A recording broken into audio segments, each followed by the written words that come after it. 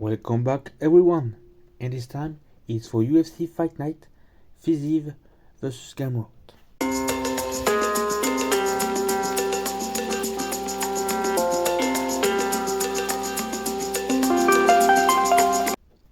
As usual, we've got a main card and a prelim card. The main card got 5 fights and the prelim card got 6 fights. The first fight of the night takes place in the women's bantamweight division, and it is Tamires Vidal taking on Montserrat Randon. You'll have to excuse me for the pronunciation. As for the prediction, Tamires Vidal won her last fight,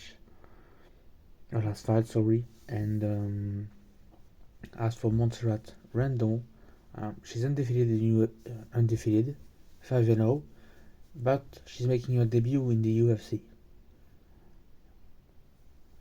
However, as I'm always saying, it's better for a fighter to make his debut and to get a win, since she doesn't have any finishes.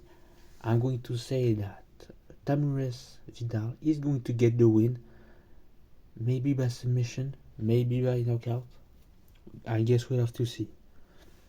Next, we go to the strawweight division, the women's strawweight division, as Mizuki takes on Anna Goldie. This one is kind of weird and tough to call. I don't know at all Mizuki. She hasn't been in the UFC. Well, she was in the UFC, and her last fight was 3 years ago. And as for Anna Goldie, her last fight was 1 year ago, more than 1 year ago. And she lost, and I think it's the same for Mizuki. She lost her last fight back in 2020. Yeah. So I don't know. If I have to pick somebody, ultimately, since she has a greater resume, I would predict Mizuki to get the win by decision, but I'm not expecting much from this fight since I don't know the fighters. Alright, next, in the heavyweight division, we've got Mohamed Usman taking on Jake Collier, and for this one, I'm going to predict Mohamed Usman to get the win by knockout. Clearly, even though he's not a big favorite, I don't see Jake Collier getting this win. Also, Mohamed Usman is undefeated in the UFC currently, with 2 fights and 2 wins. So I don't expect him to lose, especially when I see that he performs well. As for Jake Collier, it's not that I overlook him. I just think he reached his prime, and now he kind of start to he's on a losing streak, so that's why I think he's maybe not as good as before. So Mohamed Usman to get the win by knockout or TKO in the first round. Next, we go to the middleweight division as Jacob Malkoun takes on Cody Brundage. And for this one, I'm gonna say that Jacob Malkoun is going to get the win. I saw Cody Brundage fight earlier this year, but I'm not really impressed or convinced that he's going to get the win, especially with the betting odds being massively in favor of Jacob Malkoun. Also, Cody Brundage is on a 3-fight losing streak, and maybe that's also I would not say time decline, so, same as Jake Collier, maybe he reached his prime, and now he's just not doomed to lose, but he's not gonna get more power that he already was.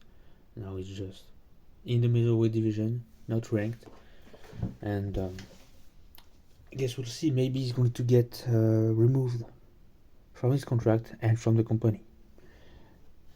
So Jacob Malkoun to get the win by decision. Next, in the welterweight division, this time it is Tim Means taking on Andre Fialho. I know both fighters.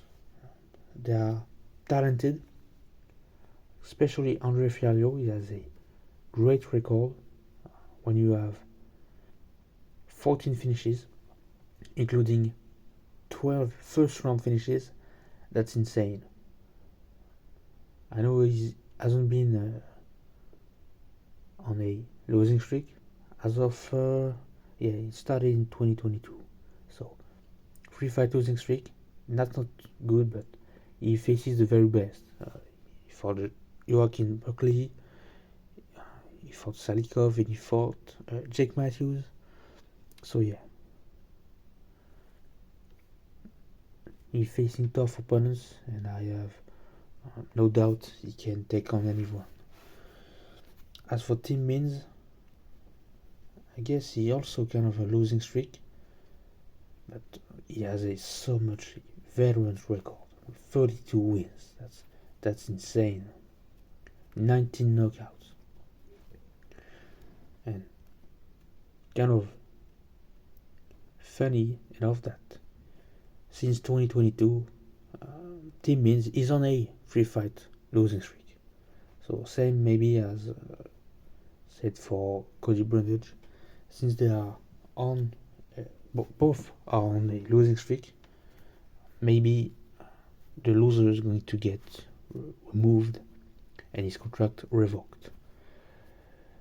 For a winner, I would really like Andre Fialho to get the win, but I think maybe experience is going to best him, and therefore Tim Means is going to get the win by decision. Next, for the final fight of the prelim card, we go to the men's bantamweight division as Don Argueta takes on Miles Jones. I don't know a lot about both fighters. I think, Don Argueta fought earlier this year. No, it was overturned. So his last fight was overturned. I don't know why. I don't remember why. Maybe because it was on undercard as well. As for Miles Jones, he's usually a featherweight, so he's going down to 135. Why? I haven't seen that yet. And this is a problem when they always do embedded for big events, but not fight nights. So, yeah. He won his last fight, a unanimous decision win, but it was like almost a year ago. So for this reason, I'm going to predict Don Argueta to get the win by submission in round 2 maybe. Now, we can move on to the main card, and the first fight of the main card takes place in the featherweight division as Ricardo Ramos takes on Charles Jourdain. I don't know Ricardo Ramos. I see that he fought last year in 2022 and that he won. So, okay. But he's not as fresh as sharp as would be Charles Jourdain, since his last fight was back in May.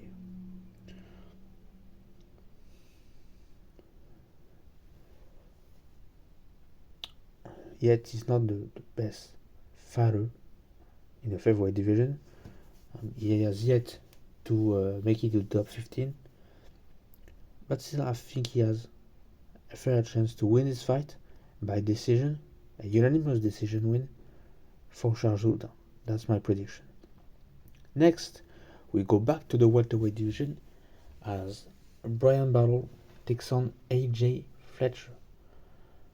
In my mind, and that's on my opinion, Brian Battle is underrated, even though there are many highlights of him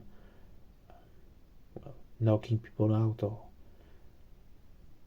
just highlights of him really being a pretty good fighter. However, he's facing maybe his toughest challenge as of right now in AJ Fletcher. So I would say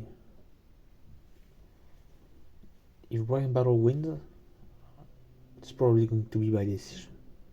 If not, maybe AJ Fletcher can pull a little upset and finish Brian Battle. But I guess we have to see. This is clearly an exciting bout. Next, we go back to the strawweight division, and we've got 8th ranked Marina Rodriguez taking on 12th ranked Michelle Watterson Gomez. Now, I don't know if these two fight before. It's probably the case, yeah. And the first time around, back in 2021 actually, Rodriguez won by unanimous decision. So this fight was probably before climbing the top 15. Both of them climbing the top 15. So I would say maybe Marina Rodriguez is going to get once again the edge. I don't say she has more experience than Michelle Watterson Gomez, but she's been winning fights as of lately. Speaking of Marina Rodriguez, so in my mind, she's going to get the win. However, there was this unanimous decision against Yandy Roba back in May, and I didn't really like.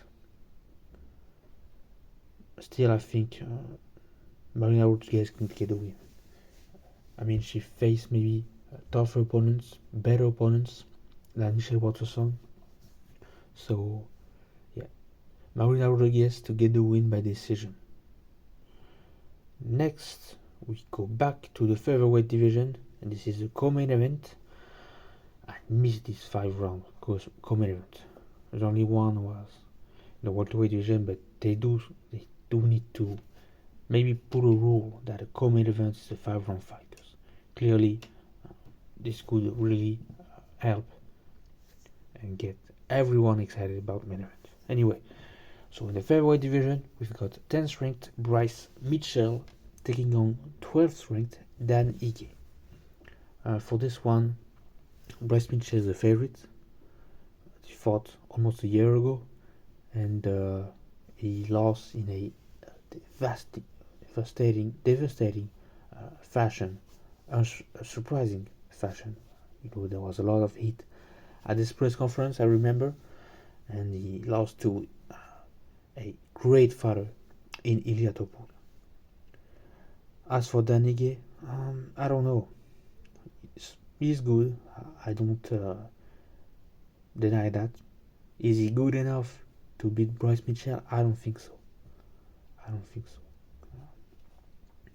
So I would expect either a unanimous decision win for Bryce Mitchell or a finish for Bryce Mitchell. I see he has a lot of submission wins. So, well, it's either a submission win or decision win. So, you know what?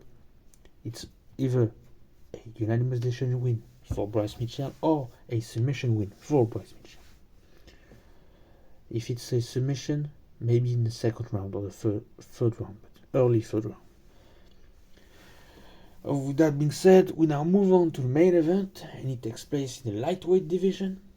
And we've got 6th ranked Rafael FIZIEV taking on 7th ranked Mateusz GAMROT. And this one is a banger of a fight. Both fighters